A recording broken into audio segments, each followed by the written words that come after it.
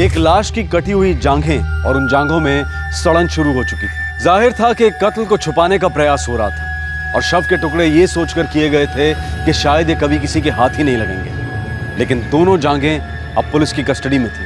किस लाश की थी ये जांघें? कौन था पीड़ित, कौन था कातिल और क्या थी इस कत्ल की कहानी? तूफानी समंदर की लहरों की तरह इस केस के उतार चढ़ाव ने भी इन्वेस्टिगेशन की नाव को काफी डोलाया।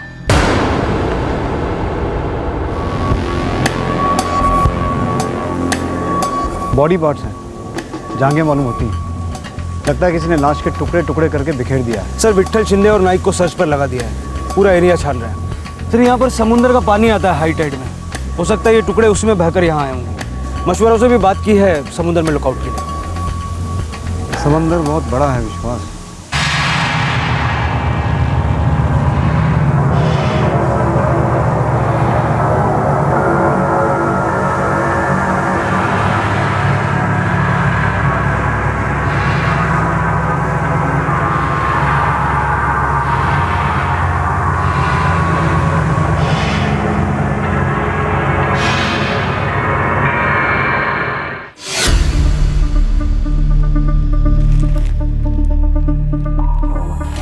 सर शिवखेड़ की पूरी खाड़ी छान मारी, अब तक कुछ नहीं मिला। तो ढूंढो और ढूंढो, तब तक ढूंढो जब तक कुछ मिल ना जाए। अगर जांघें काट के लाश से अलग की हैं तो बाकी के टुकड़े भी जरूर कहीं ना कहीं फेंके होंगे। सर हो सकता है कि लाश के अलग अलग टुकड़े जरूर किए हों, लेकिन फेंका सबको समंदर में। हो सकता है विश्वास, समंदर जांघों को हम तक लेके आया है तो सर हाथ धड़ कहीं और किसी न किसी किनारे पर जरूर पहुंचाए होंगे। एक काम करो, आसपास के समुद्र तट से लगकर जितने भी पुलिस स्टेशन और मछुआरों के यूनियंस हैं सबको रेड अलर्ट पे रखो और कोस्ट गार्ड को भी इन्फॉर्म करो। सर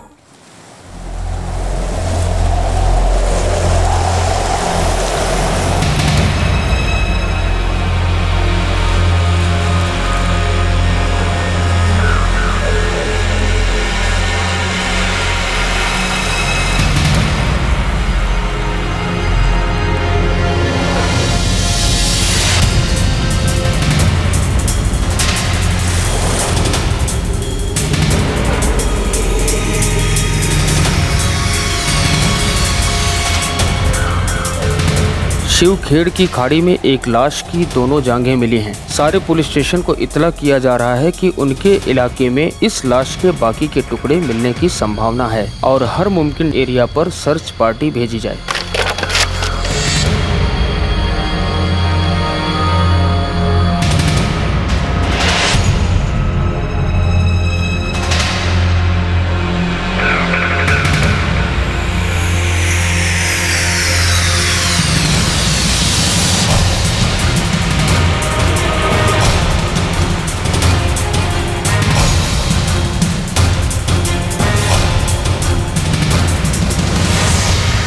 अंदाजन कितना टाइम लगेगा डॉक्टर? मैं अंदाज़ा भी नहीं बता सकता कि कितना टाइम लगेगा इंस्पेक्टर। फॉरेंसिक मामला है, वो लोग ही शायद आपको एक रफ टाइमलाइन दे सके, लेकिन एक बात तो है, वक्त लगेगा काफ़ी। Thank you doctor.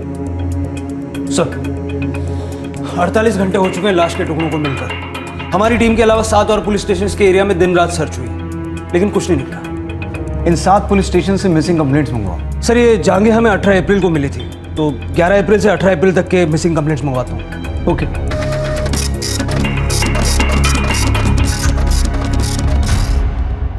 सर 11 से 18 अप्रैल तक की ये मिसिंग कंप्लेंट्स हैं। सुरेश धुरी, पुरुष, उम्र 45 साल, मिरोशी पुलिस स्टेशन का केस है। इसके बेटे जतिन धुरी ने 16 अप्रैल को इसकी मिसिंग कंप्लेंट लिखवाई। दूसरा केस है अनीता कदम, महिला, उम्र 32 साल। इसके पति शरद कदम ने 17 अप्रैल को इसकी मिसिंग कंप्लेंट दर्ज करवाई। और सर तीसरा केस है उमेश भोयर, पुरुष, 26 साल। सर ये अपने पालघर पुलिस स्टेशन का केस है। अपना केस है? अपना कांस्टेबल जगताप इसको देख रहा है। जगताप को बुलाओ। ये उमेश भोयर का क्या केस है? सर उमेश के आई बाबा आए थे 17 अप्रैल को शिकायत दर्ज कराने। मेरा बेटा उमेश कल रात से घर नहीं आया। कहाँ काम करते हैं? पालघर कंटेनर यार्ड में हेल्पर है साहब। साहब मैं पालघर कंटेनर यार्ड गया था पूछताछ करने के लिए। वहाँ बोले उमेश भोयर 16 अप्रैल को ड्यूटी पर आया था, पर उसके बाद कहाँ गया मालूम नहीं। उसके फ़ोन रिकॉर्ड्स? सर 16 की रात को स्विच ऑफ हो गया। आखिरी कॉल अपने दोस्त राशिद अनवर को किया उसने। ये राशिद क्या बोला? साहब मैं राशिद अनवर और उसके बाकी दोस्त दानिश अजीज और गुरु दावने से मिला। वो बोले थे उमेश भोयर अच्छा लड़का है, कोई लफड़ा वगैरह नहीं, पर एक लोचा है शायद। क्या लोचा? साहब उसके सारे दोस्त गंजेड़ी हैं और वो बोल रहे थे कि उमेश भोईर भी गंजेड़ी था। हाँ साहब, हम लोगों का तो रोज़ रात को मिलना होता है साहब, लेकिन उमेश नहीं था साहब। उमेश ने 7:25 पे आखिरी कॉल किया था अपने फ़ोन से, और फ़ोन तुम्हें किया था राशिद अनवर। फ़ोन मेरे को किया था, लेकिन वो नहीं आएगा ये बोला था। ये दानिश। हाँ साहब, आप उन लोगों को लगा वो किसी काम में अटक गया होगा। कोई आपस का झगड़ा तुम लोग के बीच? अपन लोग सब बचपन से साथ में, वो थोड़ा बहुत 19-20 तो चलता है, लेकिन अपन लोग का बहुत सॉलिड जमता है साहब। अपन लोग दोस्त हैं एकदम बराबर हाँ बोलता साहब। हाँ, हम लोग दोस्त हैं सब। साहब मैंने तीनों की स्टेटमेंट चेक की है, कोई गड़बड़ नहीं है। वो 16 की रात की बात थी और आज 21 अप्रैल है। पता करो ये उमेश घर तो नहीं लौटा? जी साहब।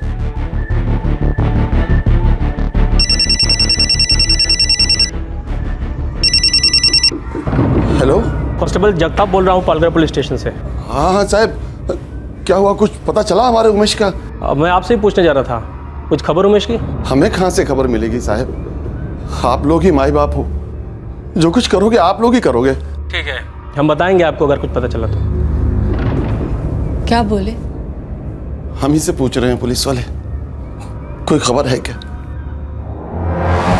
विश्वास, ये उमेश भोईर गंजेड़ी के बारे में सारी जानकारी हासिल करो। कांस्टेबल जगताप की टीम काम पर लग गई है सर। गुड। और ये जो बाकी के 2 मिसिंग केसेस हैं, अनीता कदम और सुरेश धोरी, इनके बारे में भी सारी जानकारी निकलवाओ। सर हम ह्यूमन थाइज को एनालाइज कर रहे हैं inspector, but I am sorry, मैं आपको टाइम फ्रेम नहीं बता पाऊंगा। मिस्टर श्याम, आपकी रिपोर्ट आने के बाद ही सही मायने में हमारा केस किक स्टार्ट होगा। उससे पहले तो हम अंधेरे में तीर चलाते रहेंगे। मैं समझ सकता हूं सर, बट हमारी भी मजबूरी है। देखिए, बहुत सारे केसेस पेंडिंग हैं और सारे केसेस आपके केस की तरह इंपॉर्टेंट। मैं आपको इतना प्रॉमिस करता हूं कि मैं डबल स्पीड में काम करूंगा, बट इस वक्त टाइमलाइन बताना बहुत मुश्किल है।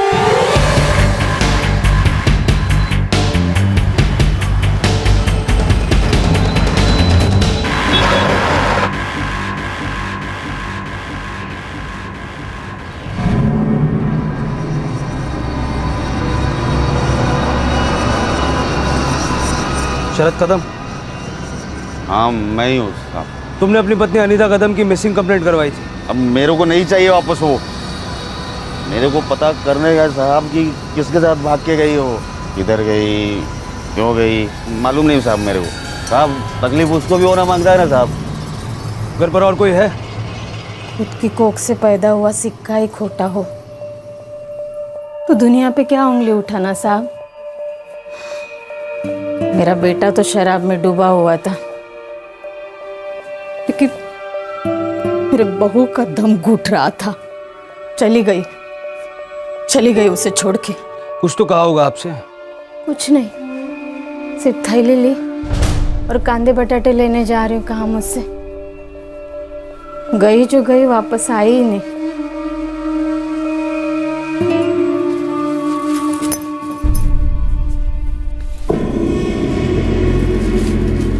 आई, बटाटे खत्म हो गए, कांदे भी 2 ही 3 बचे हैं, मैं लेके आती।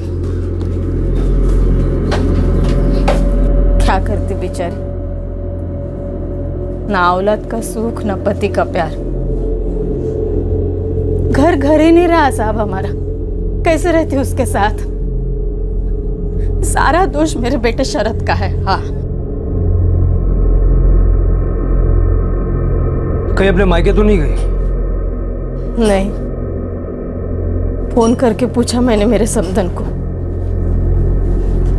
उसकी भी हालत बहुत खराब है।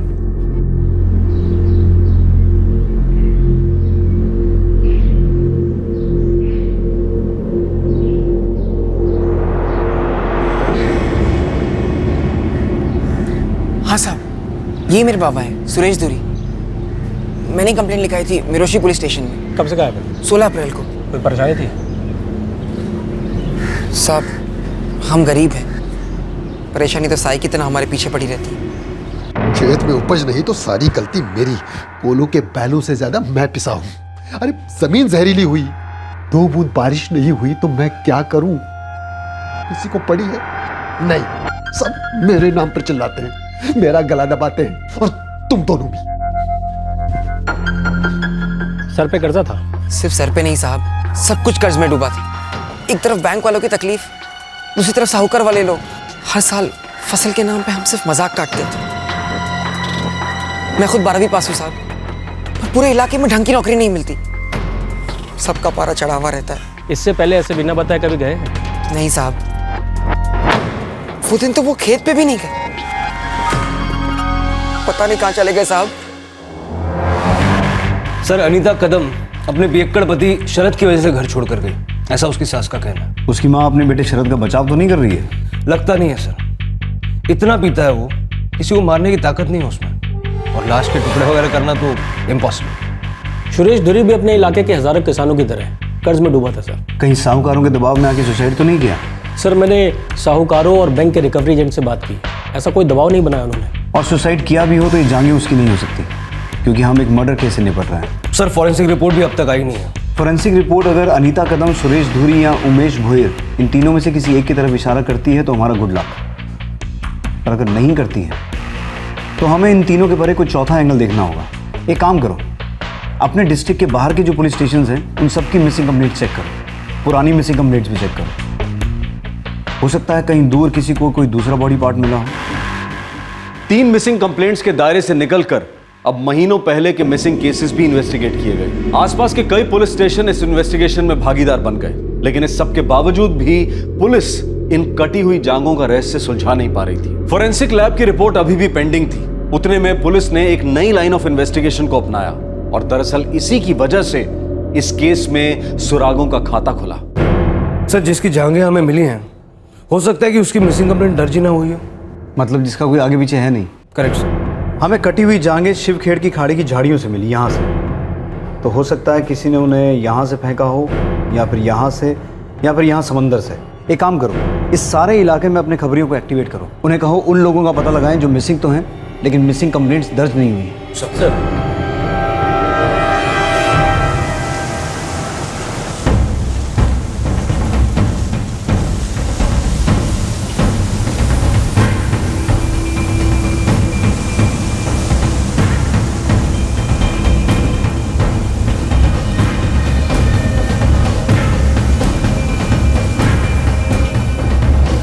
साहब, आपका निशाना एकदम सही जगह पे लगा है।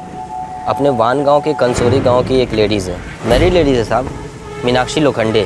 साहब, वो मिसिंग है, लेकिन उसके हस्बैंड ने कोई कंप्लेन नहीं लिखाया है। पति का नाम क्या है? नीलेश लोखंडे नाम है साहब, इधर एक छोटी सी फैक्ट्री में काम करता है। और ये मीनाक्षी लोखंडे कब से मिसिंग है? साहब, ये गाँव वाले बता रहे थे कुछ 3-1 महीने से मिसिंग है। 3 महीने? हो साहब, और ये नीलेश एकदम मज़े में रह रहा है, ना कोई कंप्लेन ना कोई टेंशन, एकदम बिंदास साहब।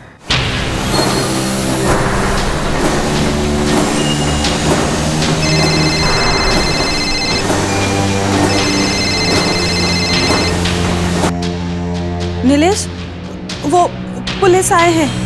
क्यों? मीनाक्षी के बारे में पूछ रहे हैं। कुछ मत बताना, मैं अभी आता हूँ। अच्छा, नीलेश आ रहा है।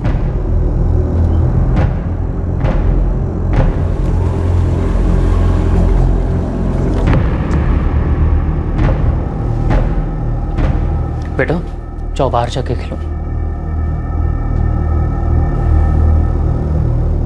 मीनाक्षी, मीनाक्षी 3 महीने से गायब है, लेकिन तुम उसे ढूंढ नहीं रहे हो। इसका मतलब है तुम्हें पता है वो कहाँ है? नहीं सर, मैं नहीं जानता। मैं ढूंढ इसलिए नहीं रहा हूं, वो और मैं पहले से एक दूसरे को खो चुके हैं, अब कोई मतलब नहीं उसे ढूंढने का। मैं खुश हूं बच्चों के साथ। वो तुमसे ना खुश थी?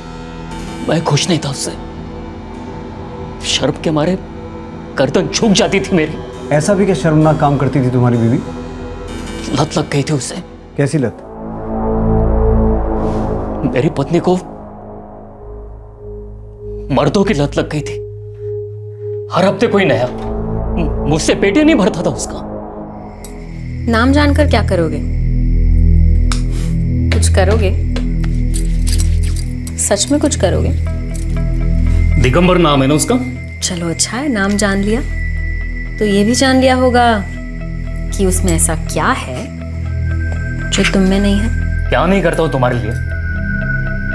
अच्छा कमाता हूं, सारे पैसे तुम्हारे हाथ में देता हूं, 2 प्यारे बच्चे अपने, उन्हें छोड़कर तुम अलग अलग मर्दों के साथ घूमती फिरती हो और पता नहीं क्या क्या करती हो। यही तो रोना है, कि तुम्हें पता नहीं कि क्या करती हूँ या फिर कैसे किया जाता। मीनाक्षी क्या चाहिए तुम्हें? 2 बच्चे और हाथ में तनख्वाह देने से एक औरत की जरूरत पूरी नहीं होती। एक असली औरत को असली मर्द ही चाहिए जो उसकी हर जरूरत पूरी कर सके। अब इससे ज्यादा और तुम्हें क्या समझाऊं? तेरे हिसाब से मैं असली मर्द नहीं हूं? दिगंबर असली मर्द है? हाँ?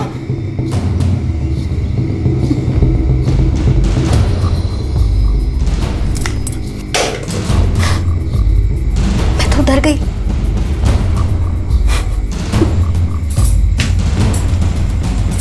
सामने से बोलती थी तुम नामर्द हो, खुश नहीं कर सकते हो मुझे।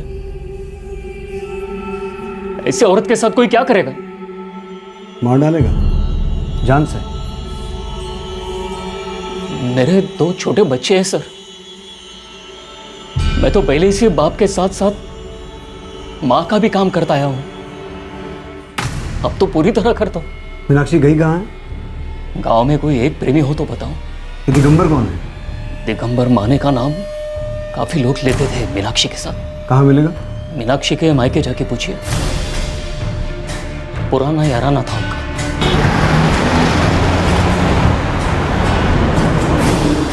सर ये नीलेश लोखंडे आदमी तो सीधा लगता है, पर विश्वास ऐसा कहीं लिखा तो नहीं है कि सीधा आदमी झूठ नहीं बोल सकता या मर्डर नहीं कर सकता। हो सकता है 3 महीने तक उसके अंदर चिंगारी सुलगती रही हो और एक दिन उसने जाकर भड़ास निकाल दी, मार डाला मीनाक्षी को।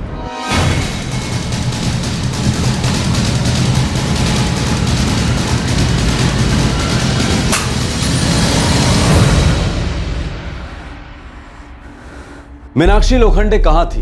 क्या वो कटी हुई जांघें मीनाक्षी की थी? लेकिन मीनाक्षी अपने पति नीलेश का घर 3 महीने पहले छोड़ चुकी थी। पुलिस अब अपनी पूरी ताकत लगाकर मीनाक्षी को ट्रेस करने में लग गई। आखिरकार मीनाक्षी के साथ हुआ क्या था?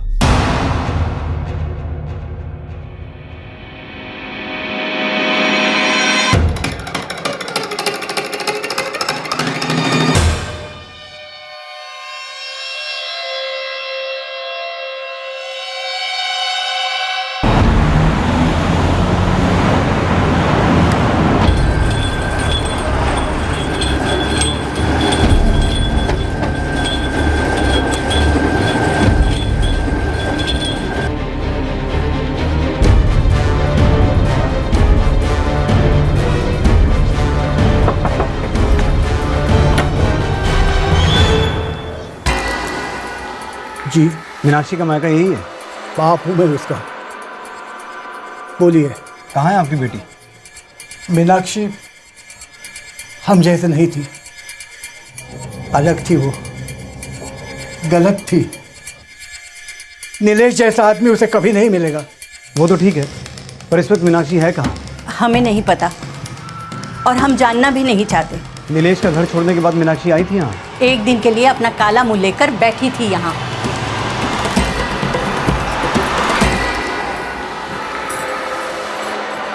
मीनाक्षी बड़े दिल वाला है नीलेश, तेरी सारी करतूतों को माफ कर देगा। वापस चले जाओ उसके पास। अरे आई, क्या करने का ऐसे बड़े दिल वाले का जो मेरे छोटे छोटे अरमान भी पूरे नहीं कर सकता। अरे लानत है तेरे अरमानों पर, जिसमें ना तो तेरे पति शामिल है और ना ही तेरे बच्चे। उनका तो ख्याल कर, कम से कम उनके बारे में तो कुछ सोच। मुझे पूरी जिंदगी में जितना सोचना था ना, मैंने पिछले कुछ दिनों में सोच लिया है। बस अब मैंने सोचा है कि मैं अपने मन की ही करूंगी, ना किसी से डरूंगी और ना ही किसी से कुछ पूछूंगी। एक दिन के लिए आई थी यहाँ पर, आप दोनों का इतना सारा प्यार मिला कि अब पूरी जिंदगी यहाँ आने की जरूरत नहीं पड़ेगी मुझे। मीनाक्षी कहाँ गई वो बैग लेकर? उसी से पूछिए, दिगंबर माने से। कहाँ रहता है दिगंबर? यहीं देऊर में।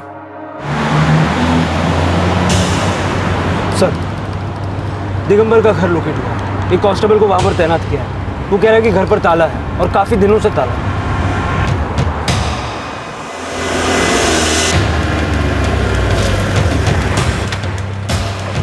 सर पड़ोसी कह रहे हैं कि 2.5 महीने से ताला लगा हुआ है यहाँ पे। मीनाक्षी आई थी यहाँ रहने? साहब नाम तो नहीं पता, पर 3 महीने पहले एक औरत आई तो थी दिगंबर के साथ यहाँ रहने।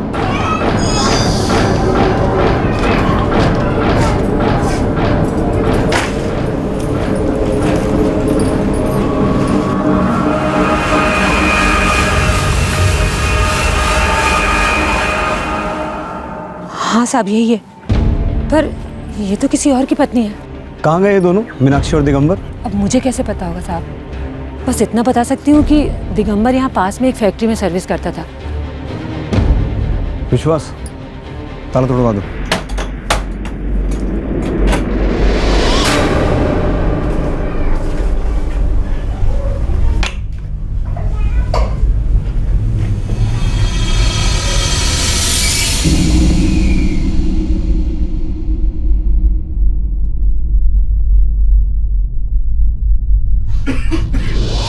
यहाँ कुछ तो जलाया गया है, यहाँ कुछ पक रहा था विश्वास, यहाँ कुछ तो गलत हुआ है।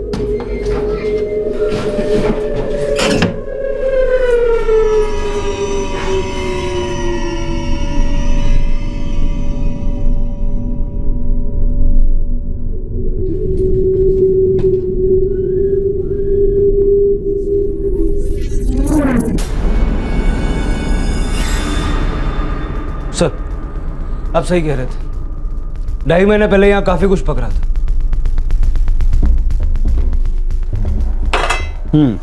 पक तो रहा था लेकिन खाया नहीं गया,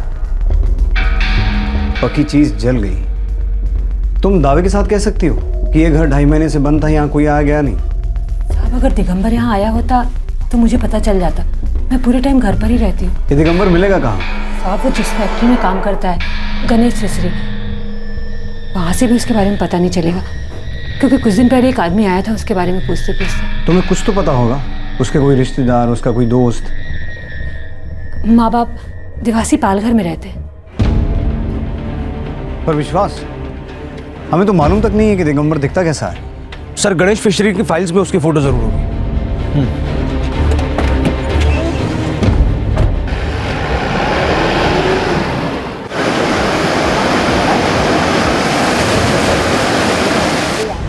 तो ऐसा दिखता है दिगंबर माने?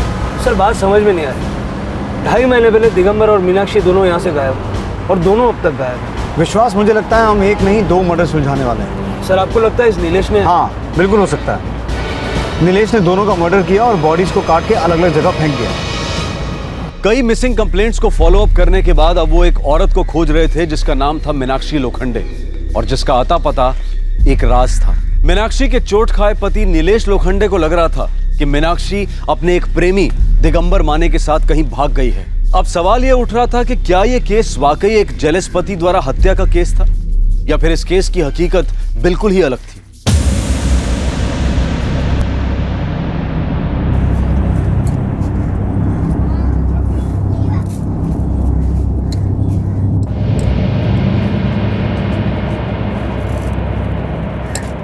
ये दिगंबर का घर है? जी साहब, मैं दिगंबर की आई हूँ। इस लड़की को पहचानती हैं आप? नहीं साहब, बात क्या है? दिगंबर आया था यहाँ करीब 2.5 महीने पहले दिगंबर यहाँ आया, बोला वहाँ वान गांव में काम नहीं करने वाला है, यहीं रहेगा, यहीं काम करेगा। दिगंबर यहाँ है? हाँ।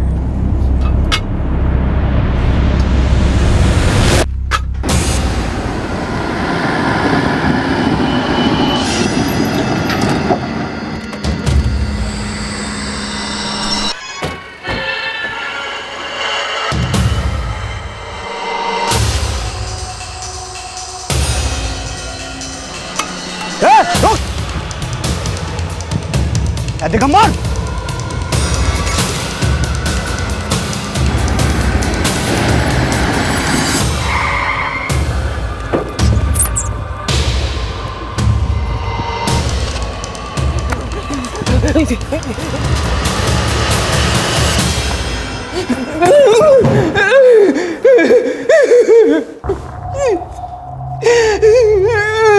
साहब, मुझे सच में नहीं पता मीनाक्षी कहाँ है। तुझे ये नहीं पता मीनाक्षी की लाश कहाँ है? अब तूने उसकी लाश के इतने टुकड़े करके यहाँ वहाँ फेंके तो याद कैसे होगा, है ना? साहब क्या बोल रहे हैं, मैं कुछ समझ नहीं पा रहा हूँ साहब। कोई बात नहीं, कोई बात। जब उल्टा लड़का के एक एक हड्डी तोड़ेंगे ना तेरी, तो सब अपने आप उगलेगा। विश्वास, जगताप, इतने दिनों की पूरी कसर निकाला।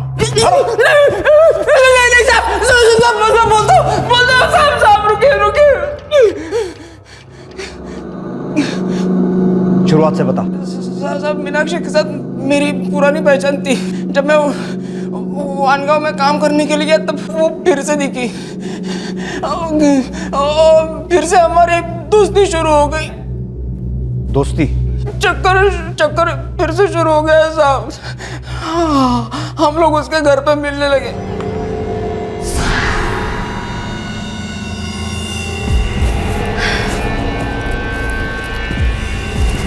दिगंबर चल ना कहीं भाग चलते। 16 साल की थी तब अगर बोलती तो सोच भी लेता। अब तेरी शादी हो गई है, 2 बच्चों की माँ है, भागकर कहाँ जाएंगे?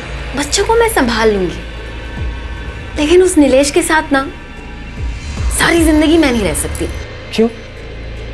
इसमें क्या कमी है? कुछ नहीं, बस उसमें ना तेरी वाली बात नहीं है।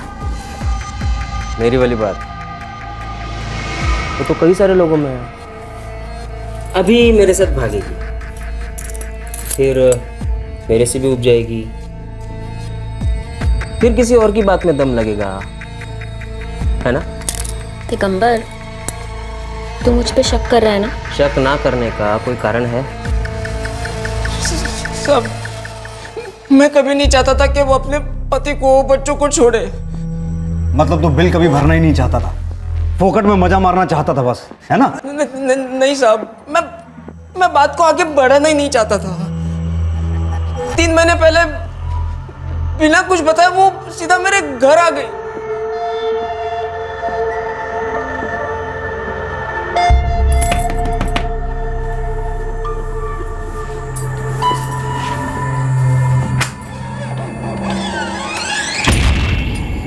निवाला निगल लो और मेरे लिए भी खाना लगा दो, बहुत भूख लगी है। उसकी भूख भयंकर थी साहब, मिट्टी नहीं थी कभी। वहाँ वानगांव में नीलेश के साथ थी तब उसका दूसरे मर्दों के साथ कुछ ना कुछ चलता ही रहता था। यहाँ मेरे पास आई तो यहाँ पर भी उसने वही सब शुरू कर दिया। हर मर्द के साथ आंख लड़ाती। मैंने उसे कितनी बार बोला जा अपने बच्चों के पास जा, लेकिन वो नहीं मानी।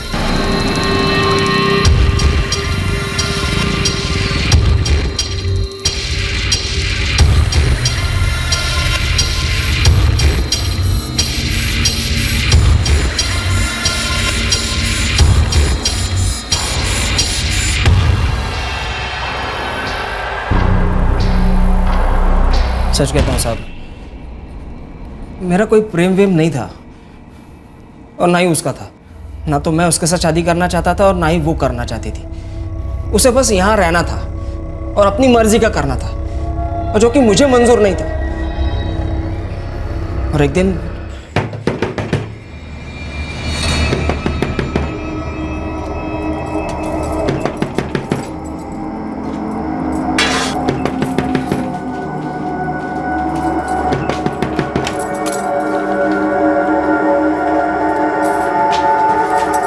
मीनाक्षी,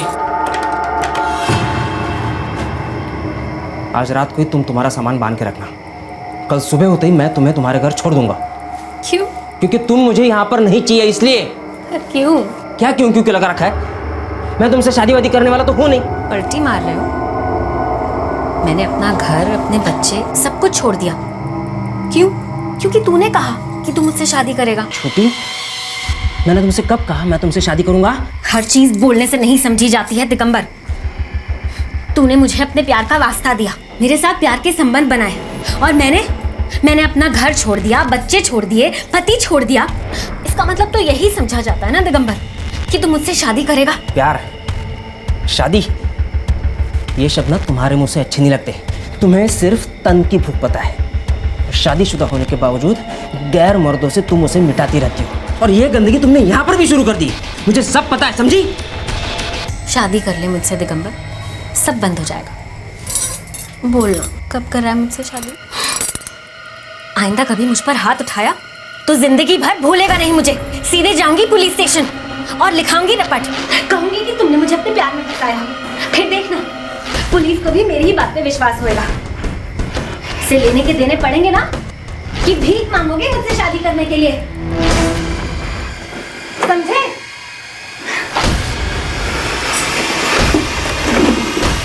मीनाक्षी, घुटन हो रही थी साहब उसके साथ।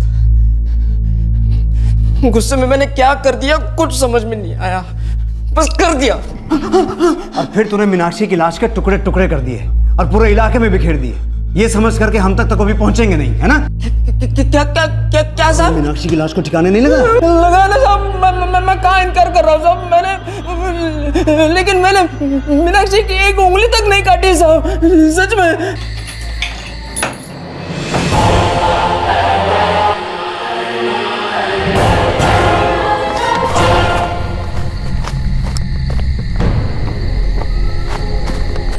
लाश को जंगल में फेंक दिया, सोचा जानवर खा जाएंगे। उसके बाद मैं वापस अपने घर लौटा ही नहीं, सीधा अपने गांव चला गया, दिवाशी आई के पास।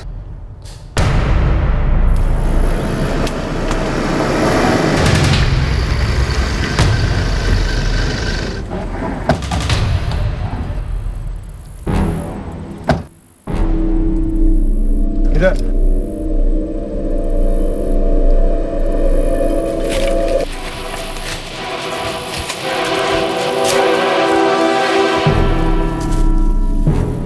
साहब, मैंने लाश यहाँ से नीचे फेंक दी थी।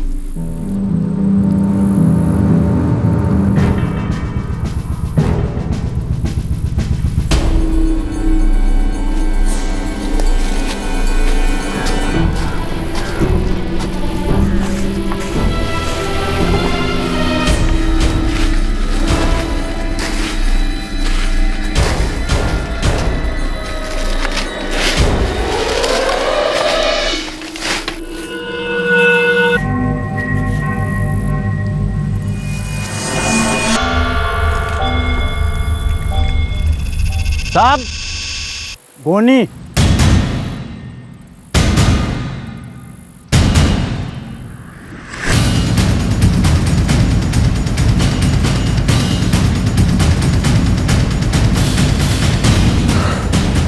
सर, औरत की बॉडी है, काफी बुरी हालत में, बॉडी पार्ट्स भी मिसिंग।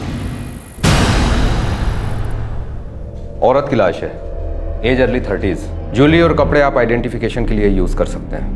ये वही हो सकती है जिसके थाइज मिले थे हमें? नो। क्यों? इस लाश के भी बॉडी पार्ट्स मिसिंग हैं। मिसिंग नहीं है, खा लिए गए हैं। इस औरत की बॉडी को जंगली जानवरों ने जगह जगह से खा लिया है, थाइज भी। इंस्पेक्टर, शायद ये वो लाश नहीं है जिसकी आपको तलाश है, लेकिन फॉरेंसिक रिपोर्ट आने तक मैं 100% कुछ भी नहीं कह सकता।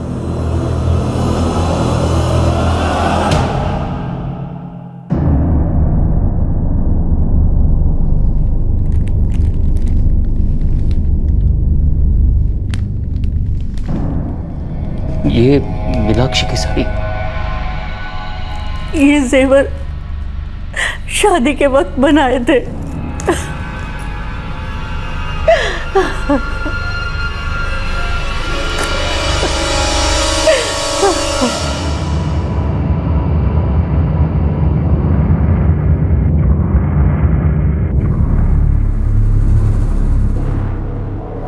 विश्वास, फॉरेंसिक लैब के साथ कांस्टेंट फॉलो अप करो, अपनी प्रोग्रेस उन्हें बताओ, प्रेशर डालो उन पर। सर, अब तक 3 बार फोन कर चुका हूँ। वैसे सर, अगर दिगंबर ने 2.5 महीने पहले मारा होता तो बॉडी का सड़ना लॉजिकल है, लेकिन जो जांघें हमें मिली हैं वो इतनी सड़ी हुई नहीं है। सर, एक खबर है सर, अनीता कदम और सुरेश धुरी वो दोनों अपने घर आ गए साहब।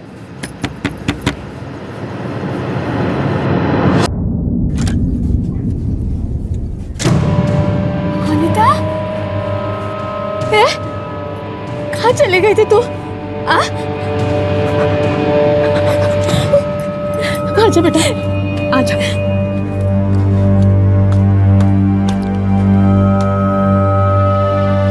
बाबा, बाबा आप, बाबा कहाँ चले गए थे आप? नहीं कर पाया रे, हिम्मत ही नहीं हुई खुदकशी करने की। तुम दोनों को छोड़कर जाने का दिल ही नहीं किया। ऐसा कभी मत सोचना बाबा, हम दोनों साथ में मेहनत करेंगे और पूरा कर्जा उतारेंगे। चलो, 2 परिवारों को सुकून तो मिला, पर वो तीसरा उमेश दशरथ भोईर, उसका क्या हुआ? साहब, वो अभी तक लौटा नहीं है। क्या हमारी एक बार भी याद नहीं आती होगी उसे? क्या ये गांजे का नशा इतना असर करता है? क्या पता निर्मला, पुलिस भी यही बोल रही थी कि वो उसे अभी तक ढूंढ नहीं पाई। साधु वाधु बन गया हो कहीं, कोई लड़की का चक्कर हो, कुछ भी हो, बस वो एक बार हमें बता दे ताकि हम ऐसे तिलमिल ना होते रहे। 1 महीने से ऊपर हो गया निर्मला, संदेशा भेजना होता तो अब तक भेज चुका होता। मुझे भी नहीं मालूम कि क्या हुआ है हमारे उमेश को।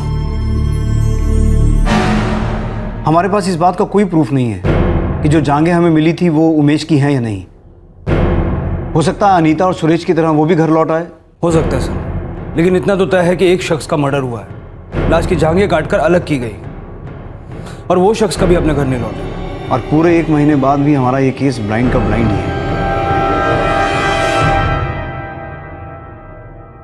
कटी हुई जांघों का रहस्य 7 महीने तक बना रहा। केस में कोई सुराग हाथ नहीं आया।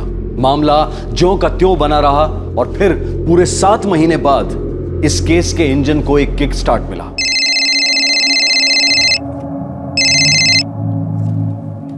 बोलिए डॉक्टर श्याम। ऑफिसर, वो ह्यूमन थाइस की एनालिसिस हो चुकी। क्या रिपोर्ट आई है डॉक्टर? हमने एक डीएनए स्ट्रैंड को आइसोलेट करके उसे प्रिजर्व किया, जिसमें से हमें पता चला कि ये बॉडी पार्ट्स, ये थाइस किसी 25 से 28 साल के आदमी के हैं। डॉक्टर, आपकी ये फाइंडिंग्स कितनी एक्यूरेट है? वेल ऑफिसर, हमने इतना टाइम लिया ताकि हम आपको 100% दे सकें, बट 1% मार्जिन ऑफ एरर ऐसे प्रोसीजर में होता है। सो 99%। थैंक्स।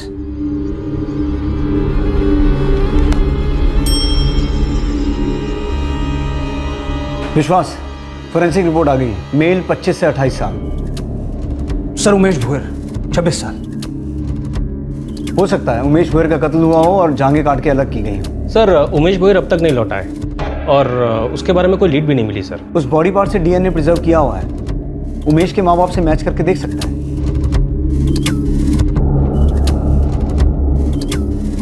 साहब, ये डीएनए है क्या? क्यों करवा रहे हैं हम?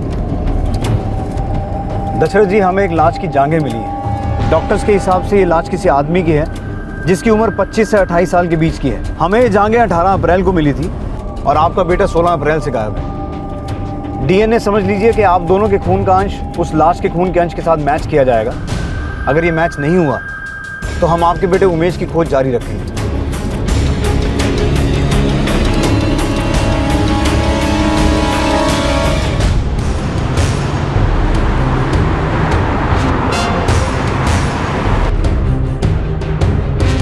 अगर डीएनए मैच कर गया तो उमेश भोयर के कातिलों को हम खोद के ढूंढ निकालेंगे।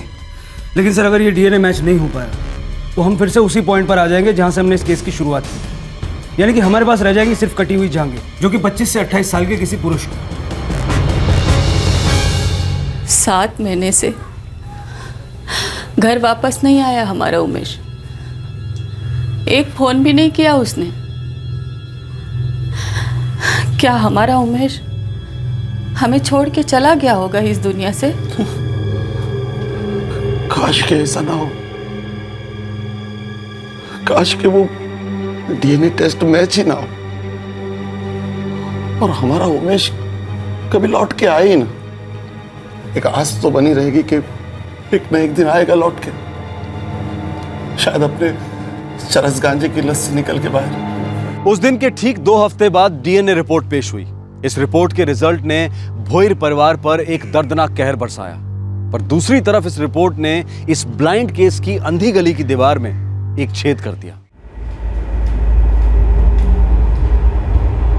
दशरथ जी, Nirmala ji, DNA sample match हो गया है। हमें जो लाश की जांघें मिली थी वो आपके बेटे उमेश की हैं।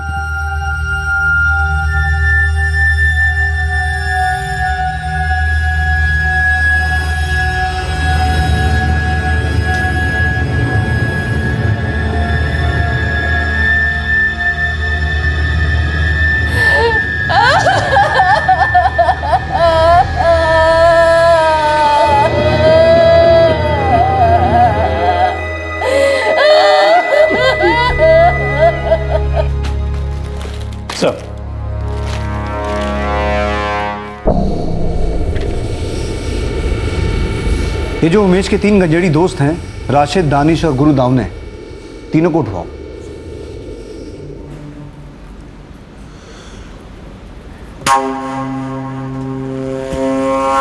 साला दोनों आउट हो गए।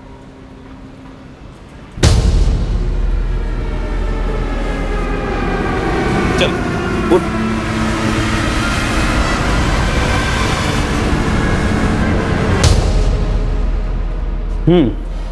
चलो शुरू करो। साहब मैंने हवलदार साहब को 7 महीने पहले बोला था कि वो साहब उमेश मेरे को बरोबर फ़ोन किया था और बोला कि मेरे को नहीं आने का है माल मारने। क्यों, कहीं और जाने वाला था दम मारने?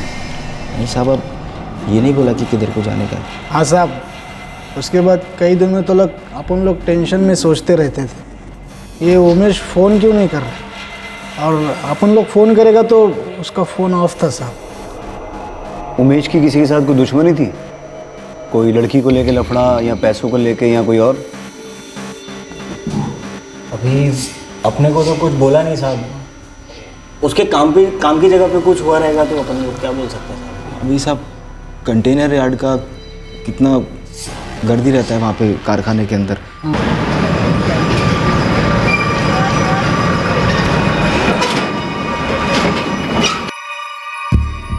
बसेकर साहब, जगताप जी जब पहले आए थे तब भी मैंने यही कहा था। उमेश बुहेर काम यही करता था लेकिन कैजुअल था, परमानेंट नहीं। किसी से कोई झगड़ा यहाँ पर? बिल्कुल नहीं, किसी से कोई लेना देना नहीं। बस एक दिन काम पर नहीं आया, फिर हवलदार साहब आए पूछने के लिए, तभी पता चला कि गायब हुआ है। हाँ साहब, हमें पता था कि उसे चरस गांजा पीने की लत लग गई थी। बार बार बोला साहब मत कर मत कर, क्या कुछ नहीं किया उसको रोकने के लिए। साहब अपन 4 लोगों की एकदम मस्त टोली थी साहब। अपन अड्डे पे जाते थे, माल फूकते थे, मस्ती करते थे साहब बस।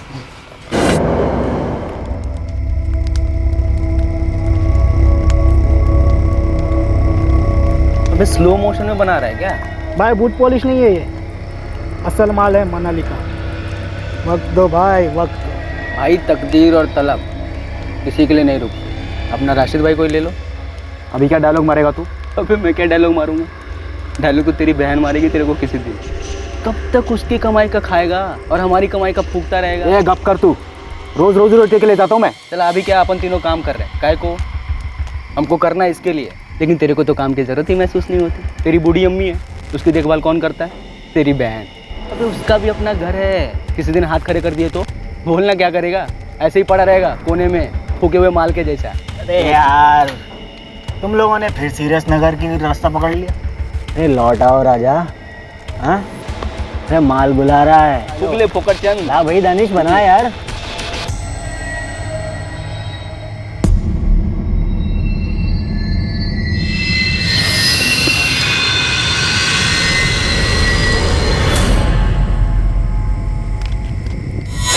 तो उमेश, दानिश और गुरु, इन तीनों के पास नौकरी थी, और राशिद तू बेरोजगार था। हाँ साहब, अभी बैड लक चल रहा है आजकल। और ये बैड हैबिट, चरस गांजे की लत, ये कब से चल रही है? वो तो याद किधर रहता है साहब? तेरे को राशिद याद है क्या कभी तू पहली बार माल फूका था? हम लोग लिमिट में फूकते साहब, बस काम करते करते थोड़ा टाइम पास। तू दिन भर घर पे रहता है, दिन भर फूकता है क्या? नहीं साहब ये सच नहीं है साहब। तो सच क्या है? तो कुछ तो छुपा रहा है यार मुझसे। नहीं साहब कुछ तो नहीं, एकदम सच बोल रहा हूँ साहब। तो सुन राशिद, और तुम दोनों भी, दानिश और गुरु, तुम्हारे दोस्त उमेश का हुआ है मर्डर, कत्ल, और उसके बाद उसकी लाश के टुकड़े टुकड़े किए गए हैं, समझे? अब हम यहाँ टाइम पास करने तो बैठे नहीं। अगर हमें ज़रा सी भी भनक लगी ना कि उसके कत्ल में तुम्हारा कोई दखल है, तो तुम तीनों के भी वैसे ही टुकड़े किए जाएंगे, पर तुम तीनों की हालत उससे बदतर होगी। क्यों साहब? क्योंकि तुम तीनों जिंदा रहोगे, रेंगते रहोगे जेल में। साहब अपन लोग ने कुछ किया नहीं है साहब। साहब आई शपथ अपन सच बोलते हैं साहब। अपन लोग तो उसको फोन लगा। कुछ याद आए तो बुलाना ही है। वो हर जगह अपनी बाइक पर ही जाता था साहब। लेकिन मिसिंग कंप्लेंट में तो कहीं नहीं लिखवाया कि उस रात भी बाइक पर ही गया था। क्यों नहीं लिखा गया पता नहीं, मैं तो बोला था। जगताप इसमें बाइक के बारे में तो कुछ लिखा ही नहीं है। सब दशरथ बोइड ने जो बोला वही लिखा, उसने बाइक के बारे में कुछ बताया नहीं। दशरथ बोइड हड़बड़ी में भूल गया होगा सर। अगर उस रात वो बाइक पे था तो जाहिर सी बात है कातिल ने बाइक के भी टुकड़े कर दिए होंगे या बेच दी होगी। सर उसके माँ बाप ने बताया कि वो गले में सोने की चेन भी पहनता था।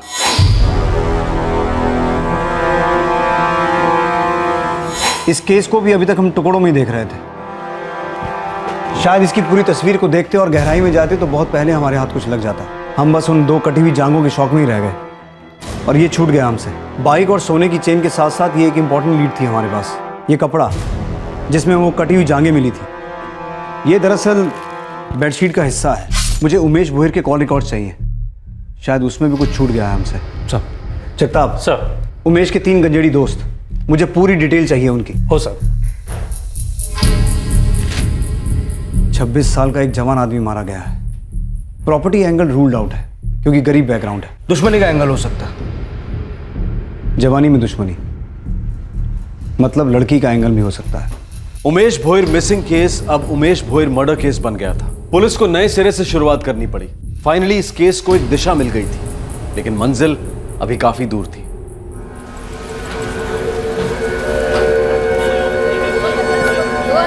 2000 से कम में नहीं होगा। ताजा सिंघाड़ा है 7 किलो का, लेके जाओ। भाभी अरे लेके जाओ भाई।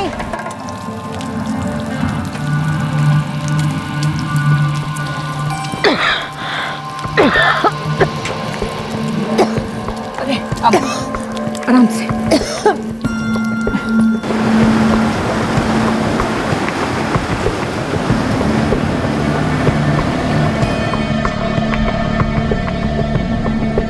राशिद का बाप नहीं है साहब, उसकी बहन और बहनोई उसकी और उसकी बीमार माँ की जिम्मेदारी उठाते हैं। और वो दूसरा लड़का दानिश?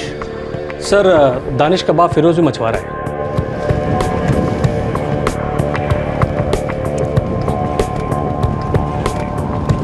गुरुदाव ने अनाथ है, हिस्ट्री शीटर है, छोटी मोटी चोरियां कर चुका है सर।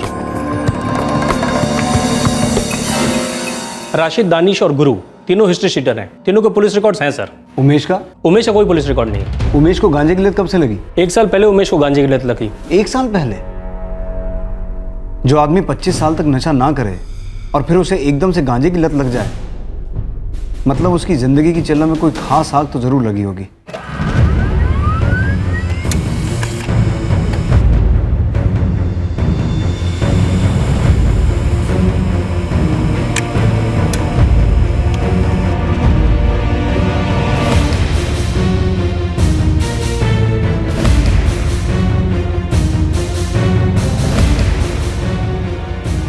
उमेश की मौत के दिन से 1 साल पहले तक के रिकॉर्ड निकाले मैंने, जिसमें एक नंबर है जो पिछले 1 साल से लगभग हर रोज उमेश के टच में था।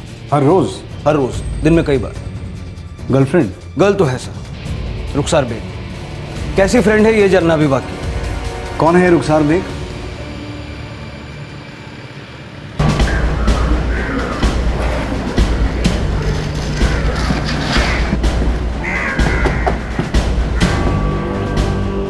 जी जी, रुखसार हमारी बेटी है। क्या बात है साहब? इस वक्त कहाँ है रुखसार? वो अपने घर पे है, अपने शोर सोहेल बेग के। कहाँ है उसका घर? चिंचिणी में।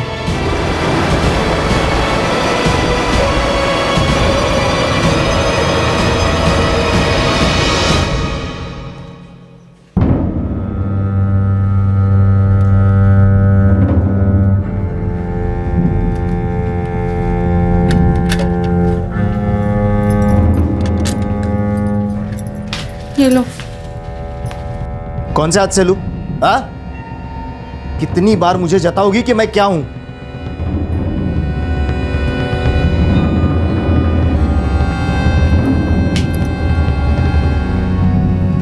रुखसार 25 साल की है और 8 महीने पहले शादी हुई। अरेंज मैरिज है सर। 8 महीने पहले अरेंज मैरिज हुई, लेकिन उमेश से लगातार 1 साल से फोन पे बात कर रही है और 1 साल पहले से ही उमेश को गांजे की लत लगी। इन तीनों का कुछ कनेक्शन तो है। कनेक्ट करो। जी बोल रही हूँ। आप कौन? पालघर पुलिस स्टेशन से सब इंस्पेक्टर विश्वास पारसेकर बोल रहा हूँ। 7 महीने से आपके कॉल का इंतजार कर रही हूँ, जब से उमेश गायब हुआ है। तो आप उमेश के बारे में कुछ जानती हैं? जी लेकिन मेरी एक दरख्वास्त है।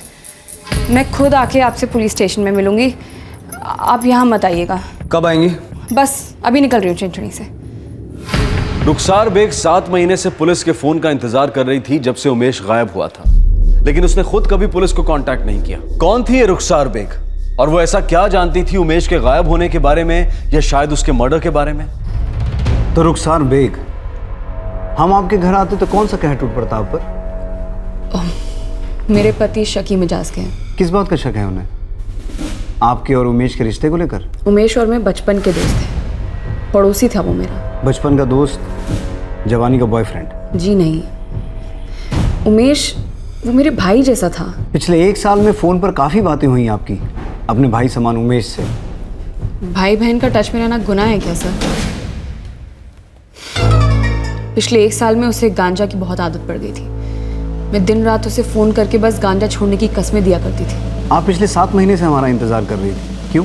क्या बताना था आपको? इंतज़ार कर रही थी सर क्योंकि मुझे मालूम था आप लोगों को ऐसा लगेगा कि हम दोनों के बीच कुछ है और आप मुझसे ज़रूर पूछेंगे। उमेश के गायब होने या उसके मर्डर के बारे में कुछ पता है आपको? कुछ नहीं सर, बस इतना चाहती हूँ कि जिसने भी उमेश के साथ ऐसा किया वो जल्द से जल्द पकड़ा जाए।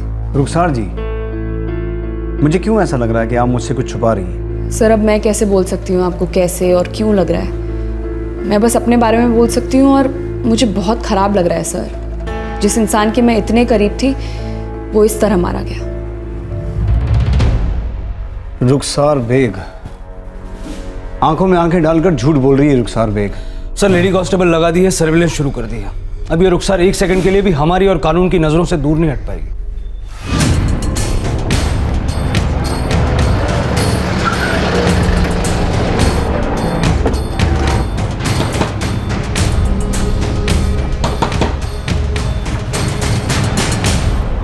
यही बगल में रहती थी रुखसार, अब इतने से भी तब से आना जाना था यहाँ। रुखसार और उमेश के बीच में कैसे रिश्ते थे? दोनों बिल्कुल भाई बहन जैसे हैं। भाई बहन जैसे नहीं साहब, भाई बहन ही थे। उनके पाक रिश्ते पर इस तरह से इल्जाम तो मत लगाइए। देखिए हमको इल्जाम नहीं लगा रहे, सिर्फ पूछताछ कर रहे हैं। रुखसार हमेशा उमेश का भला चाहती थी साहब। लेकिन कोई तो था निर्मला जी जो उसका बुरा चाहता और उसने बुरा किया, और अब उस तक पहुंचने में हम सबका भला होगा। साहब आप जितना चाहते हैं ना कि उमेश का कातिल पकड़ा जाए, उतना हम भी चाहते हैं। पर ये क्या वाहियात सवाल हुआ कि रुखसार की शादी सोहेल से क्यों हुई? अरे हर लड़की की शादी किसी न किसी के साथ तो होती है, तो रुखसार की भी हुई। विश्वास साहब, ये सोहेल बेग और रुखसार की शादी में कुछ तो लोचा है।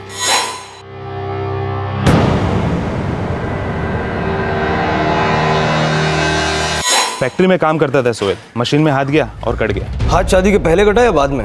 शादी के काफी पहले कटा था। ये रुखसार के माँ बाप ने सोहेल को क्यों चुना? कोई खास वजह? वही तो लोचा है साहब। यहाँ बिरादरी में ये बात फैली है कि सोहेल को शादी के लिए लड़की नहीं मिल रही थी, और वहाँ रुखसार की अम्मी अब्बू को पता नहीं कौन सी ट्रेन पकड़नी थी कि उसका हाथ इसने सोहेल के हाथ में दे दिया। जोड़ी बोले तो तेल और पानी है साहब। सोहेल मुझे सही बंदा लगा, इसलिए मैंने उसे चुन लिया। अब इस पे भी सवाल या निशान? यानी बाप को तो कोई हक ही नहीं है क्या? सर रुखसार के माँ बाप झूठ बोल रहे हैं।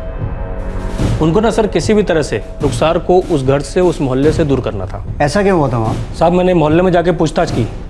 ऐसा है ना सर कि रुखसार खूबसूरत है और मोहल्ले के लड़के उस पर मरते भी थे। ये तो हर मोहल्ले की कहानी। पर रुखसार रिटर्न फायरिंग भी करती थी। हबीबा और असलम 24 घंटे गैस पर रहते थे।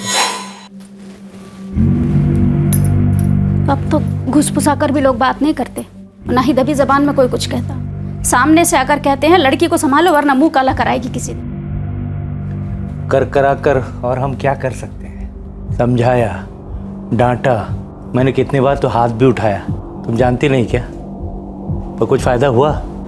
कुछ नहीं। मैं तो कहती हूँ हाथ उठाने से बेहतर है उसका हाथ किसी के हाथ में दे दीजिए। एक बार शादी हो गई तो सारा आशिकी का भूत उतर जाएगा सर से, और जब घर गृहस्थी बच्चों के चक्कर में पड़ेगी तो अपने आप लाइन पे आ जाएगी।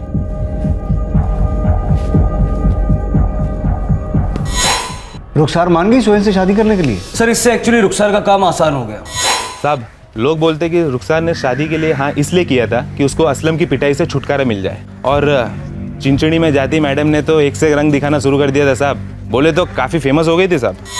सर मुझे जो कहना था मैं पहले ही कह चुकी हूँ, अब नया क्या बोलूँ? सच बोलना बुरा आइडिया नहीं होगा। आपका और उमेश का असली रिश्ता क्या था? भाई बहन मत बोलना, वो तो मैं मानता नहीं हूँ। तो वो आपकी प्रॉब्लम है सर। मैंने तब भी कहा था, मैं आज भी कह रही हूँ, उमेश मेरे भाई जैसा था और कुछ भी नहीं था हमारे बीच।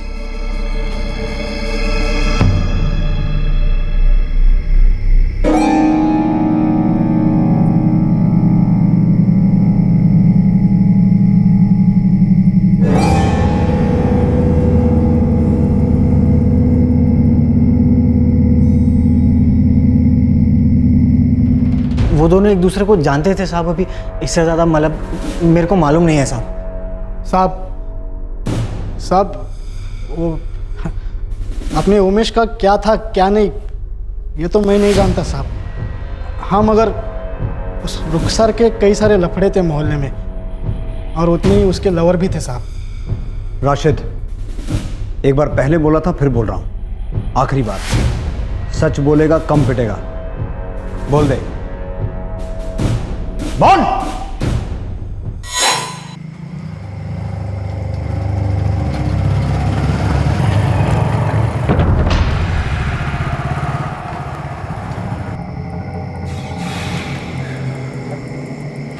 क्या हुआ, ऐसे मुंह पे लटका है भाई? साला कुछ हो ही तो नहीं रहा है ना यार। टुकड़ा है क्या तेरे पास? साहब उमेश रुखसार पर फुलटू लट्टू हो गया था। और रुखसार? नहीं साहब, लेकिन हाँ साहब, हफ्ते के जितने दिन, साल के जितने महीने, उतने ही उसके लवर थे। अभी आप बताओ साहब, उमेश बेचारा लल्लू कैसे इन सब। उमेश ने चरस गांजा क्यों शुरू किया था? अभी साहब देवदास आदमी और क्या करेगा साहब।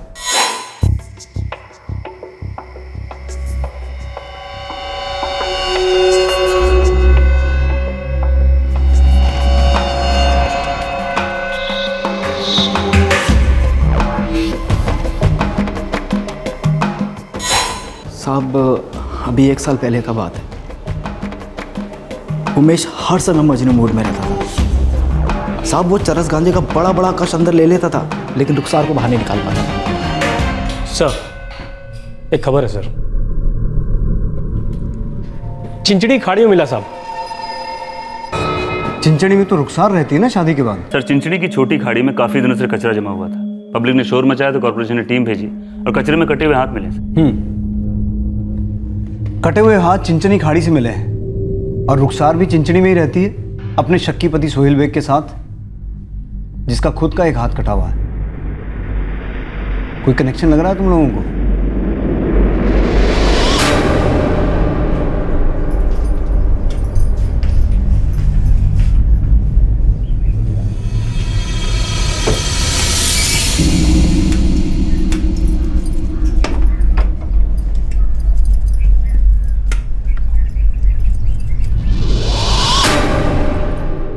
कटी हुई जांघें शिवखेड़ पालघर में मिली जहां उमेश रहता था, और 7 महीने बाद कटे हुए हाथ चिंचणी में मिले जहां रुखसार शादी के बाद रहती थी। 3 सवाल उठ रहे थे।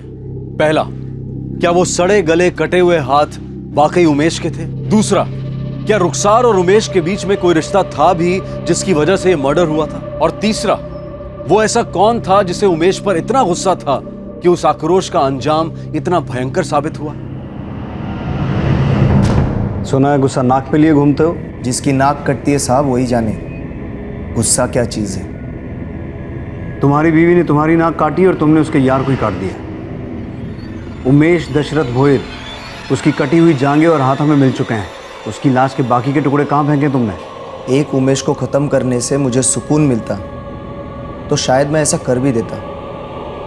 अब मेरी बीवी फितरत से जो है सो है। अब मोहल्ले में कत्लेआम तो नहीं कर सकता ना मैं। और साहब ताली कभी एक हाथ से नहीं बजती। इंस्पेक्टर एक ट्विस्ट है, वो जो कटे हुए हाथ हैं वो उमेश भोयर के नहीं है। कटे हुए हाथ उमेश के नहीं है? मतलब एक और मर्डर? हाँ विश्वास, एक मर्डर केस सुलझाने चले थे और 2 सामने आ गए।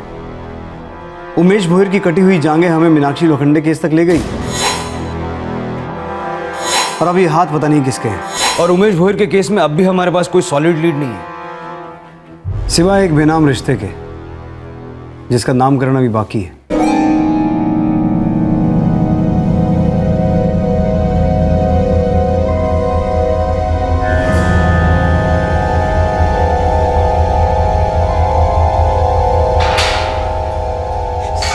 साहब मुझे क्यों बांध रखा है यहाँ पे साहब? तू मेरी नहीं गांजे की गिरफ्त में है राशिद। क्यों तलब उठ रही है? साहब एक बार दम भरवा दो साहब। सब मैं आपके पैर पकड़ता हूँ साहब, प्लीज साहब एक बार दम भरवा दो साहब। देख सब सच सच बता दे तो सब कुछ मिलेगा। उठ। एक तू ही है जिसे पता था कि उमेश रुखसार पर मरता था। अब उमेश वाकई में मर चुका है, मार डाला गया, तो तेरे पास इस बारे में कहने के लिए कुछ भी नहीं है? सब उमेश मेंटल हो गया था। रुखसार की शादी के बाद तो और भी कौन केस हो गया उसका।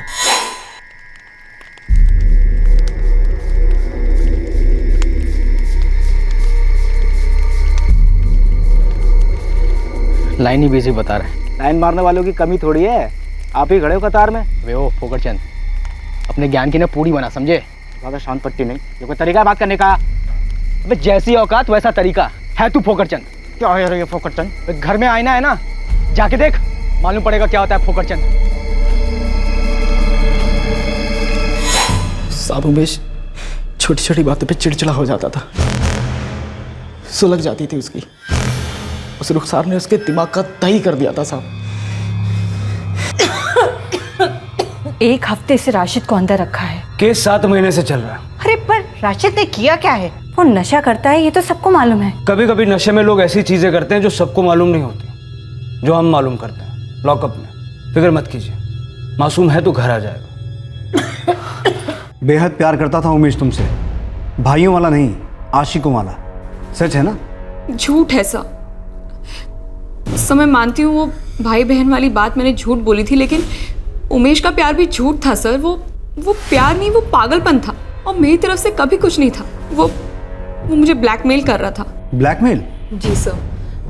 वो मुझे कहता था कि मैं नशा करता हूँ तो तुम्हारे कारण, मैं मरूंगा तो तुम्हारे कारण। हर चीज़ का जिम्मेदार वो मुझे ही ठहरा रहा था सर, जबकि मेरी तरफ से कुछ नहीं था। जीना हराम कर दिया था उसने मेरा। फोन पे फोन, बेवक्त फोन। और तुमने फोन काटने की बजाय कॉलर को ही काट दिया। क्या कह रहे हैं सर? मैं नफरत नहीं करती थी उससे, मुझे फिक्र थी उसकी। भाई नहीं था, आशिक भी नहीं था, दोस्त था। शायद आप नहीं समझेंगे। नहीं, समझ रहे हैं, समझ रहे हैं, लेकिन शायद आप नहीं समझ रही हैं कि हम क्या समझ रहे हैं।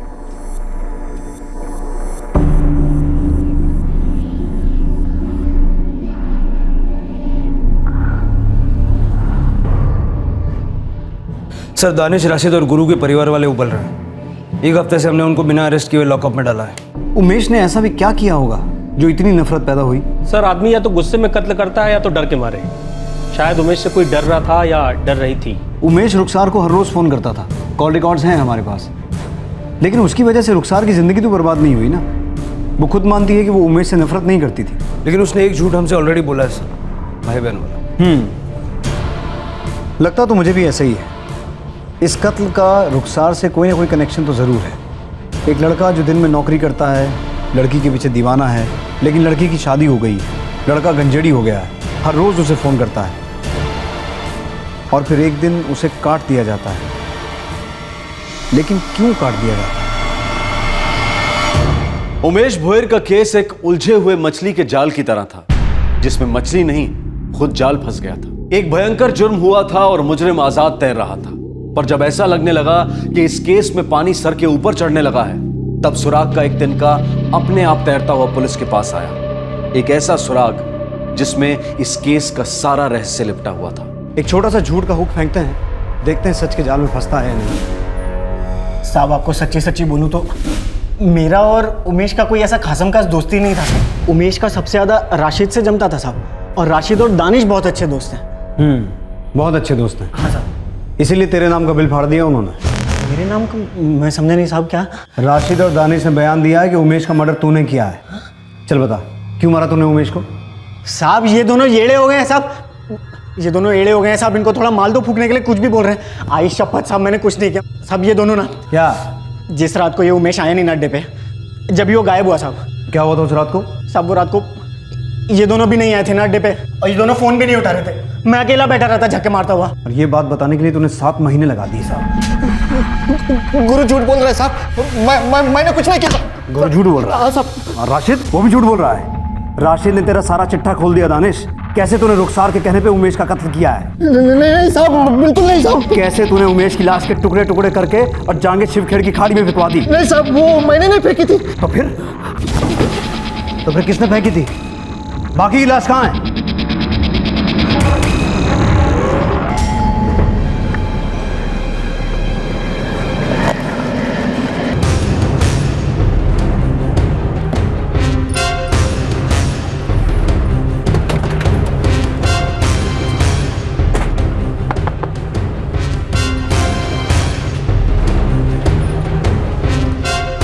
राशिद कहाँ है?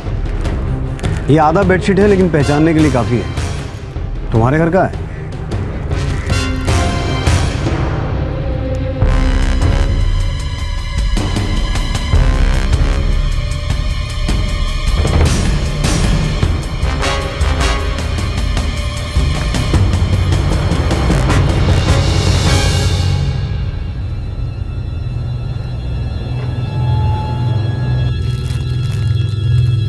जी हाँ, ये तो हमारे घर की चद्दर है।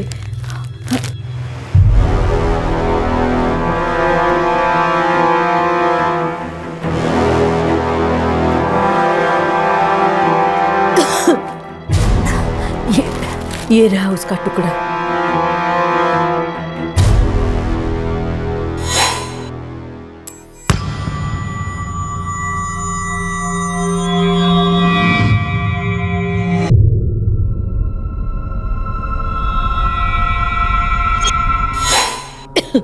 साहब, ये आपको कहाँ से मिली? खून कैसे आया इस पे? किसका खून है साहब?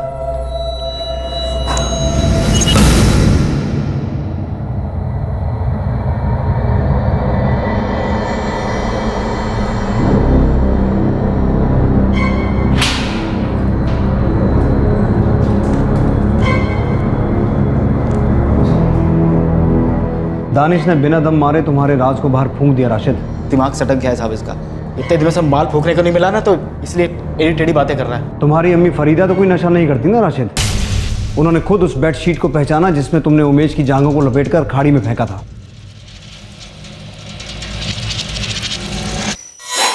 बाकी इलाज कहाँ है? बोल! इस मर्डर में मेरा कोई हाथ नहीं है साहब। जो कुछ किया वो राशिद ने किया। राशिद ने उमेश को क्यों मरवाया? रुखसार के कहने पे? नहीं साहब, रुखसार का इसमें कुछ लेना देना नहीं है। तो फिर किसका लेना देना है? राशिद पक गया था साहब उमेश के कानों से। उमेश हमेशा उसको जलील करता था हम दोस्तों के बीच में। ढालू को तेरी बहन मारेगी तेरे को किसी दिन। कब तक उसकी कमाई का खाएगा और हमारी कमाई का फूकता रहेगा? ये गप कर तू। जैसी औकात वैसा तरीका है। तू फोकरचंद। क्या है ये फोकरचंद? घर में आईना है ना, जाके देख, मालूम पड़ेगा क्या होता है फोकरचंद। साला उमेश समझता क्या था अपने आप? जब देखो फोकटचंद ये वो। जब रुखसार को लेकर तिलमिल हो जाता था तो कैसे आता था भगा मेरे पास? मेरे से माल लेके जाता था और फूकता था। तब भी मैंने एक सच्चे दोस्त की तरह उसकी मदद की। अभी तक कैसे बातें करता है और जिस खंजर की तरह घुसती है ना। देख बंटा, जिसके जेब में नोट है उसको सलाम है। हम चारों में से वो ज्यादा कमाता है। आज मेरे पे थूका है, कल तेरी बारी होगी, जरूर होगी, तब भी तुझे सलाम ठोकेगा। जो गलत है वो गलत है। तुझे नहीं लगता उमेश गलत है? ये भी कोई पूछने वाली बात हुई? खून खोलता है मेरा कभी कभी।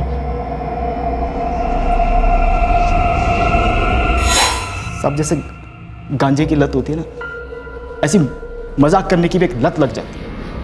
और यही लत लग गई थी उमेश को। और बकरा बनता था मैं।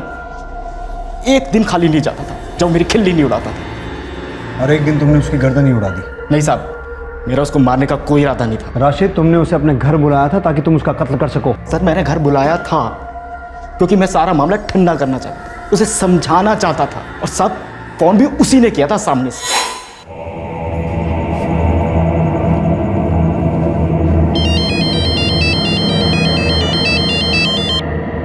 अबे अड्डे पर मिल। पूरा तोला लेके आया हूँ, टॉप क्लास सामान, तेरे को भी पिलाऊंगा। काम कर, तो घर पे आ जा।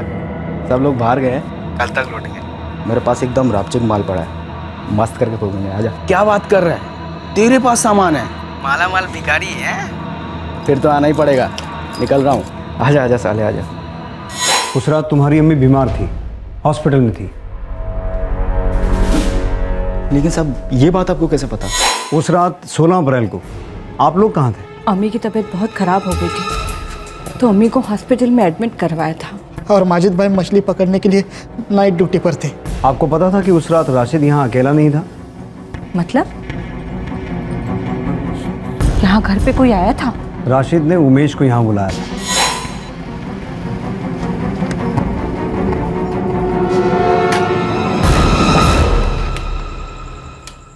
आजा। बड़े प्यार से मैंने अपनी बात उसके सामने रखी थी, लेकिन आदत इतनी जल्दी छूटती कहाँ साहब। एक बात पूछनी थी उमेश। मैंने माल बना रहे, बाद में बग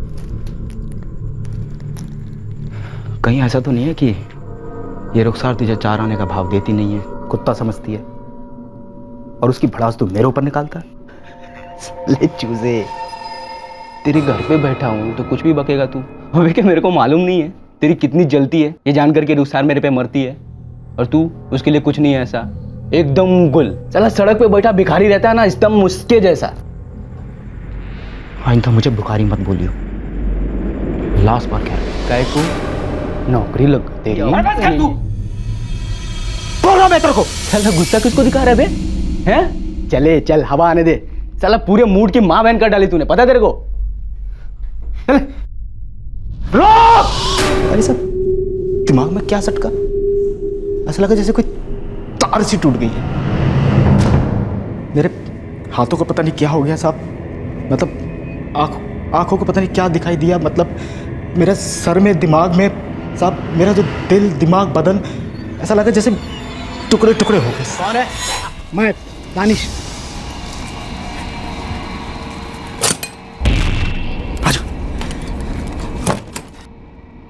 वाट लग गई सफाई करते करते।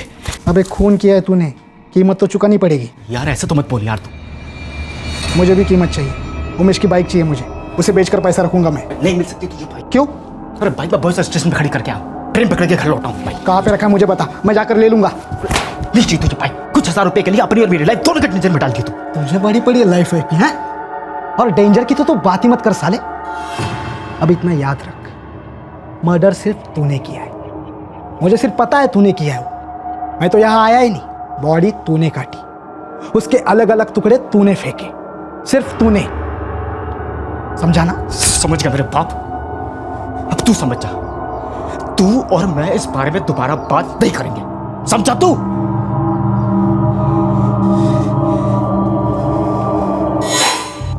साहब मैं टेंशन में आ गया था, ये दानिश मुंह खोलेगा और मुझे ब्लैकमेल करेगा। ये ले, रख, और बाइक वाइक के बारे में नहीं सोचने का है, रख अपने पास। उमेश का चैन? हाँ बेच का चैन, इसे बेच, सारे पैसे रख और अपना मुंह मत खोलना तू। मैं क्यों मुंह खोलूंगा बे? लेकिन दुनिया वाले पूछेंगे, ढूंढेंगे उसे। अरे अपने जैसा गंजेड़ी था वो, कुत्ता तक नहीं पूछेगा उसे। बस तू एक काम कर, अपने जुबान पे ताला लगा के रखे। सही बोल रहे बंटा, वैसे भी उसके गायब होने पर किसी को कुछ फर्क नहीं पड़ेगा। फर्क तो पड़ा, उमेश के माँ बाप को फर्क पड़ा, हम लोगों को फर्क पड़ा, कानून को हमेशा फर्क पड़ता है, और अब तुम लोगों को भी फर्क पड़ेगा। साहब मैंने कुछ नहीं किया, सब मेरे को जाने दो साहब। उमेश की चेन कहाँ है? साहब वो मैंने घर पे रखी, बेची नहीं है अभी तक। शुक्र है नहीं बेची, पर दानिश तुम बचोगे नहीं, क्योंकि तुमने एक मर्डर में साथ दिया है, एक लाश को ठिकाने लगाने में मदद की है, और हम लोगों से झूठ बोला वो अलग।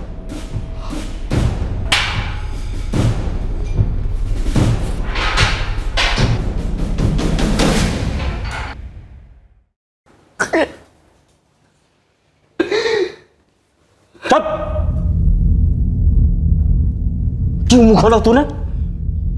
तो करा था कुछ नहीं बताऊंगा, वादा किया था ना तूने।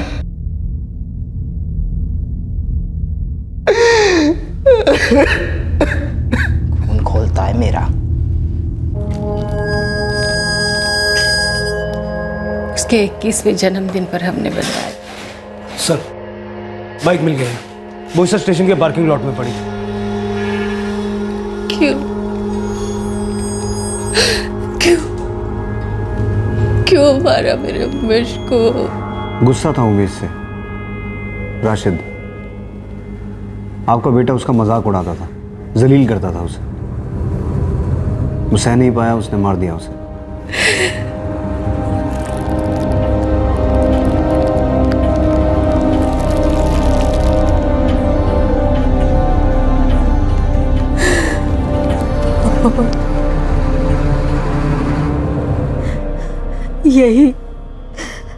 इसी घर में हमारे राशिद ने अपने ही दोस्त का कत्ल किया, बोटी बोटी कर दी उसकी। या अल्लाह। मम्मी, गलती तो हमारी ही है ना। जब जब राशिद जेल गया हम उसे छुड़ा कर ले आए जमानत पर। मम्मी, राशिद ऐसे ही खूनी नहीं बना, उसे खूनी बनाया है हमने।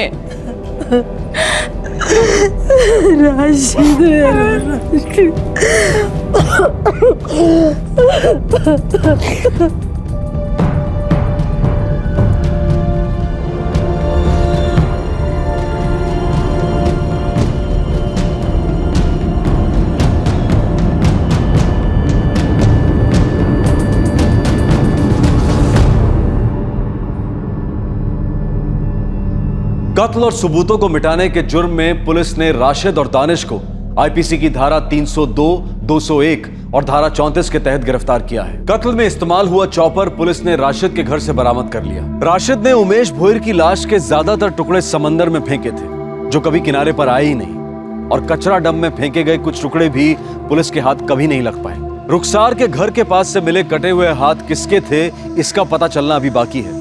ऐसे केसेस में इन्वेस्टिगेशन काफी लंबी खिंच जाती है। उमेश का केस क्रैक होने में लगभग 7-8 महीने लग गए। इस केस की तहकीकात ने एक और मर्डर केस का पिटारा खोला, जो था मीनाक्षी लोखंडे मर्डर केस। इस केस की तहकीकात में भी पुलिस और फोरेंसिक टीम का काम सराहनीय था। मीनाक्षी दिगंबर माने के घर बिन बुलाए मेहमान की तरह पहुंच गई, लेकिन दिगंबर एक वक्त के बाद उसके साथ रिश्ता नहीं रखना चाहता था।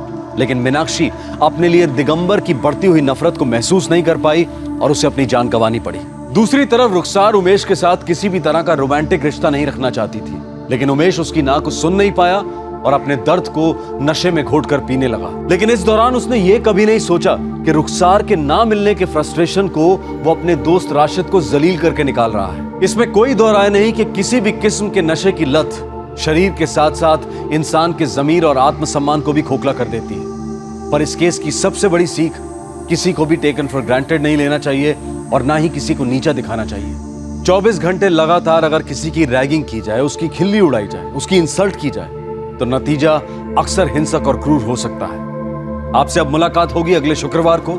याद रखें कि कल यानी कि 21 जून को क्राइम पेट्रोल सतर्क का एपिसोड टेलीकास्ट नहीं होगा। आपसे फिर मुलाकात होगी एक और नए केस के साथ। तब तक अपना ख्याल रखें, सुरक्षित रहें और याद रखें, किसी की निंदा करने में समय लो, पर प्रशंसा तुरंत करो। सही वक्त, सही कदम, सतर्क रहें। जय। इस तरह के और भी एपिसोड देखने के लिए हमारे चैनल को सब्सक्राइब करें और बेल आइकन दबाना ना भूलें।